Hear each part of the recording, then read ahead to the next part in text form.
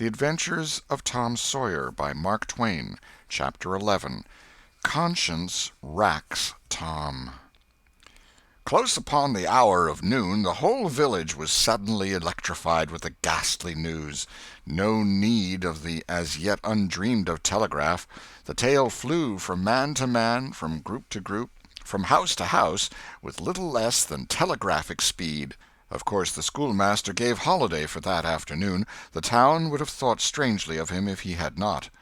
A gory knife had been found close to the murdered man, and it had been recognized by somebody as belonging to Muff Potter, so the story ran, and it was said that a belated citizen had come upon Potter washing himself in the branch about 1 or 2 o'clock in the morning, and that Potter had at once sneaked off. Suspicious circumstances, especially the washing, which was not a habit with Potter. It was also said that the town had been ransacked for this murderer (the public are not slow in the matter of sifting evidence and arriving at a verdict), but that he could not be found. Horsemen had departed down all the roads in every direction, and the sheriff was confident that he would be captured before night. All the town was drifting toward the graveyard. Tom's heartbreak vanished, and he joined the procession, not because he would not 1,000 times rather go anywhere else, but because an awful, unaccountable fascination drew him on. Arrived at the dreadful place, he wormed his small body through the crowd and saw the dismal spectacle. It seemed to him an age since he was there before. Somebody pinched his arm. He turned, and his eyes met Huckleberry's. Then both looked elsewhere at once, and wondered if anybody had noticed anything in their mutual glance. But everybody was talking, and intent upon the grisly spectacle before them. "Poor fellow! Poor young fellow! This ought to be a lesson to grave robbers. Muff Potter'll hang for this if they catch him." This was the drift of remark, and the minister said, "It was a judgment. His hand is here." Now Tom shivered from head to heel, for his eye fell upon the stolid face of Injun Joe. At this moment the crowd began to sway and struggle, and voices shouted, "It's him! It's him! He's coming himself!" "Who? Who?" from 20 voices. "Muff Potter!" "Hello, he's stopped! Look out, he's turning! Don't let him get away!" People in the branches of the trees over Tom's head said he wasn't trying to get away, he only looked doubtful and perplexed. "Infernal impudence," said a bystander. "Wanted to come and take a quiet look at his work, I reckon. Didn't expect any company." The crowd fell apart now, and the sheriff came through, ostentatiously leading Potter by the arm. The poor fellow's face was haggard, and his eyes showed the fear that was upon him. When he stood before the murdered man he shook as with a palsy, and he put his face in his hands and burst into tears. "I didn't do it, friends," he sobbed. "'Pon my word and honor, I never done it." "Who's accused you?" shouted a voice. This shot seemed to carry home. Potter lifted his face and looked around him with a pathetic hopelessness in his eyes. He saw Injun Joe and exclaimed, "Oh, Injun Joe, you promised me you'd never—" "Is that your knife?" And it was thrust before him by the sheriff. Potter would have fallen if they had caught him, and eased him to the ground.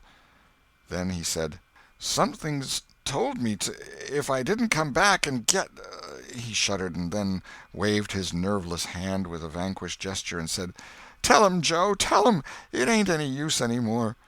Then Huckleberry and Tom stood dumb and staring, and heard the stony-hearted liar reel off his serene statement, they expecting every moment that the clear sky would deliver God's lightnings upon his head, and wondering to see how long the stroke was delayed. And when he had finished, and still stood alive and whole, their wavering impulse to break their oath and save the poor betrayed prisoner's life faded and vanished away, for plainly this miscreant had sold himself to Satan, and it would be fatal to meddle with the property of such a power as that. "Why didn't you leave? What did you want to come here for?" somebody said. "I couldn't help it, I couldn't help it," Potter moaned. "I wanted to run away, but I couldn't seem to come anywhere but here." And he fell to sobbing again.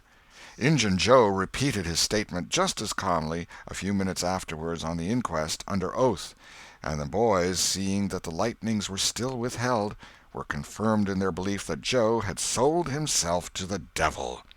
He was now become to them the most balefully interesting object they had ever looked upon, and they could not take their fascinated eyes from his face. They inwardly resolved to watch him, nights, when opportunity should offer, in the hope of getting a glimpse of his dread master. Injun Joe helped to raise the body of the murdered man and put it in a wagon for removal, and it was whispered through the shuddering crowd that the wound bled a little. The boys thought that this happy circumstance would turn suspicion in the right direction, but they were disappointed, for more than one villager remarked, "It was within 3 feet of Muff Potter when it done it." Tom's fearful secret and gnawing conscience disturbed his sleep for as much as a week after this, and at breakfast one morning Sid said, "Tom, you pitch around and talk in your sleep so much that you keep me awake half the time." Tom blanched and dropped his eyes. "It's a bad sign," said Aunt Polly gravely. "What you got on your mind, Tom?" "Nothing. Nothing to know of." But the boy's hand shook so that he spilled his coffee. "And you do talk such stuff," Sid said. "Last night you said, 'It's blood, it's blood, that's what it is.' You said that over and over, and you said, 'Don't torment me so, I'll tell.' Tell what? What is it you'll tell?" Everything was swimming before Tom. There's no telling what might have happened now, but luckily the concern passed out of Aunt Polly's face, and she came to Tom's relief without knowing it. She said, "Sho, it's that dreadful murder. I dream about it most every night myself. Sometimes I dream it's me that done it." Mary said she had been affected much the same way. Sid seemed satisfied. Tom got out of the presence as quick as he plausibly could, and after that he complained of a toothache for a week, and tied up his jaws every night. He never knew that Sid lay nightly watching, and frequently slipped the bandage free and then leaned on his elbow, listening a good while at a time, and afterward slipped the bandage back to its place again. Tom's distress of mind wore off gradually, and the toothache grew irksome and was discarded. If Sid really managed to make anything out of Tom's disjointed mutterings, he kept it to himself. It seemed to Tom that his schoolmates never would get done holding inquests on dead cats, and thus keeping his trouble present to his mind. Sid noticed that Tom never was coroner at one of these inquiries, though it had been his habit to take the lead in all new enterprises. He noticed, too, that Tom never acted as a witness, and that was strange, and Sid did not overlook the fact that Tom even showed a marked aversion to these inquests, and always avoided them when he could. Sid marveled, but said nothing. However, even inquests went out of vogue at last, and ceased to torture Tom's conscience.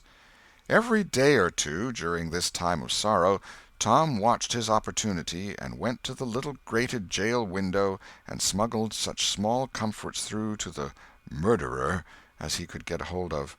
The jail was a trifling little brick den that stood in a marsh at the edge of the village, and no guards were afforded for it.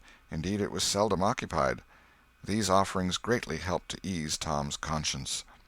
The villagers had a strong desire to tar and feather Injun Joe and ride him on a rail for body-snatching, but so formidable was his character that nobody could be found who was willing to take the lead in the matter, so it was dropped.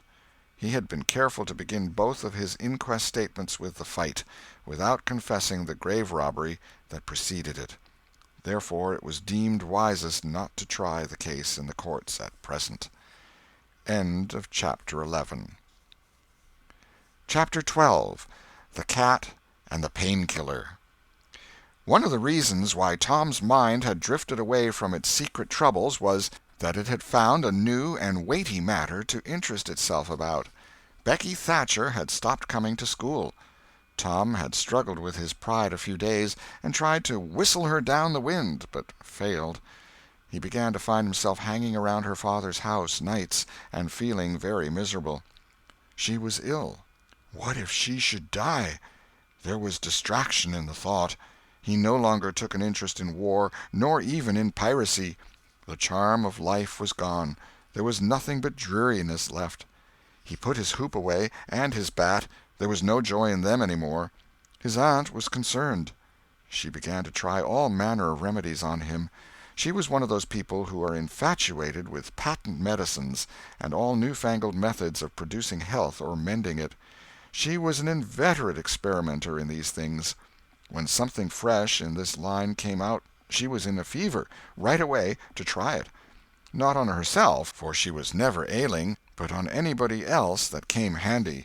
She was a subscriber for all the health periodicals and phenomenological frauds, and the solemn ignorance they were inflated with was breath to her nostrils. All the rot they contained about ventilation, and how to go to bed, and how to get up, and what to eat, and what to drink, and how much exercise to take, and what frame of mind to keep one's self in, and what sort of clothing to wear, was all gospel to her, and she never observed that her health journals of the current month customarily upset everything they had recommended the month before. She was as simple-hearted and honest as the day was long, and so she was an easy victim. She gathered together her quack periodicals and her quack medicines, and thus armed with death went about on her pale horse, metaphorically speaking, with the hell following after. But she never suspected that she was not an angel of healing and the balm of Gilead in disguise to the suffering neighbors. The water treatment was new, now, and Tom's low condition was a windfall to her. She had him out at daylight every morning, stood him up in the woodshed, and drowned him with a deluge of cold water. Then she scrubbed him down with a towel like a file, and so brought him to. Then she rolled him up in a wet sheet and put him away under blankets till she sweated his soul clean, and the yellow stains of it came through his pores, as Tom said. Yet, notwithstanding all this, the boy grew more and more melancholy and pale and dejected. She added hot baths, sitz baths, shower baths, and plunges. The boy remained as dismal as a hearse. She began to assist the water with a slim oatmeal diet and blister plasters. She calculated his capacity as she would a jug's, and filled him up every day with quack cure-alls. Tom had become indifferent to persecution by this time. This phase filled the old lady's heart with consternation. This indifference must be broken up at any cost. Now she heard of pain-killer for the first time. She ordered a lot at once. She tasted it and was filled with gratitude. It was simply fire in a liquid form. She dropped the water treatment and everything else, and pinned her faith to pain-killer. She gave Tom a teaspoonful and watched with the deepest anxiety for the result. Her troubles were instantly at rest, her soul at peace again, for the indifference was broken up. The boy could not have shown a wilder, heartier interest if she had built a fire under him. Tom felt that it was time to wake up. This sort of life might be romantic enough in his blighted condition, but it was getting to have too little sentiment and too much distracting variety about it. So he thought over various plans for relief, and finally hit upon that of professing to be fond of pain-killer. He asked for it so often that he became a nuisance, and his aunt ended by telling him to help himself and quit bothering her. If it had been Sid, she would have had no misgivings to alloy her delight, but since it was Tom, she watched the bottle clandestinely. She found that the medicine did really diminish, but it did not occur to her that the boy was mending the health of a crack in the sitting-room floor with it. One day Tom was in the act of dosing the crack when his aunt's yellow cat came along, purring, eyeing the teaspoon avariciously, and begging for a taste. Tom said, "Don't ask for it unless you want it, Peter." But Peter signified that he did want it. "You better make sure." Peter was sure. "Now you've asked for it, and I'll give it to you, because there ain't anything mean about me, but if you find you don't like it, you mustn't blame anybody but your own self." Peter was agreeable, so Tom pried his mouth open and poured down the pain-killer. Peter sprang a couple of yards in the air, and then delivered a war-whoop and set off round and round the room, banging against furniture, upsetting flower-pots, and making general havoc. Next he rose on his hind feet and pranced around in a frenzy of enjoyment, with his head over his shoulder and his voice proclaiming his unappeasable happiness. Then he went tearing around the house again, spreading chaos and destruction in his path. Aunt Polly entered in time to see him throw a few double somersets, deliver a final mighty hurrah, and sail through the open window, carrying the rest of the flower-pots with him. The old lady stood petrified with astonishment, peering over her glasses. Tom lay on the floor, expiring with laughter. "Tom, what on earth ails that cat?" "I don't know, Aunt," gasped the boy. "Why, I never seen anything like it. What did make him act so?" "'Deed I don't know, Aunt Polly.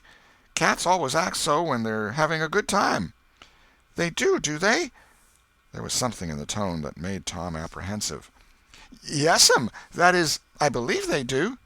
"You do?" "Yes'm." The old lady was bending down, Tom watching, with interest emphasized by anxiety. Too late he divined her drift. The handle of the tell-tale teaspoon was visible under the bed valance. Aunt Polly took it, held it up. Tom winced and dropped his eyes. Aunt Polly raised him by the usual handle, his ear, and cracked his head soundly with her thimble. "Now, sir, what did you want to treat that poor dumb beast so for?" "I done it out of pity for him, because he hadn't any aunt." "Hadn't any aunt, you numbskull! What has that got to do with it?" "Heaps. Because if he'd 'a' had one, she'd 'a' burnt him out herself. She'd 'a' roasted his bowels out of him 'thout any more feeling than if he was a human." Aunt Polly felt a sudden pang of remorse. This was putting the thing in a new light. What was cruelty to a cat might be cruelty to a boy, too. She began to soften. She felt sorry. Her eyes watered a little, and she put her hand on Tom's head and said gently, "I was meaning for the best, Tom. And, Tom, it did do you good." Tom looked up in her face with just a perceptible twinkle peeping through his gravity. "I know you was meaning for the best, auntie, and so was I with Peter. It done him good, too. I never seen him get around so since—" "Oh, go 'long with you, Tom, before you aggravate me again. And you try and see if you can't be a good boy for once, and you needn't take any more medicine." Tom reached school ahead of time. It was noticed that this strange thing had been occurring every day latterly. And now, as usual of late, he hung about the gate of the schoolyard instead of playing with his comrades. He was sick, he said, and he looked it. He tried to seem to be looking everywhere but whither he really was looking, down the road. Presently Jeff Thatcher hove in sight, and Tom's face lighted. He gazed a moment and then turned sorrowfully away. When Jeff arrived, Tom accosted him and led up warily to opportunities for remark about Becky, but the giddy lad never could see the bait. Tom watched and watched, hoping whenever a frisking frock came in sight, and hating the owner of it as soon as he saw she was not the right one. At last frocks ceased to appear, and he dropped hopelessly into the dumps. He entered the empty schoolhouse and sat down to suffer. Then one more frock passed in at the gate, and Tom's heart gave a great bound. The next instant he was out, and going on like an Indian, yelling and laughing and chasing boys, jumping over the fence at risk of life and limb, throwing handsprings, standing on his head, doing all the heroic things he could conceive of, and keeping a furtive eye out all the while to see if Becky Thatcher was noticing. But she seemed to be unconscious of it all. She never looked. Could it be possible that she was not aware that he was there?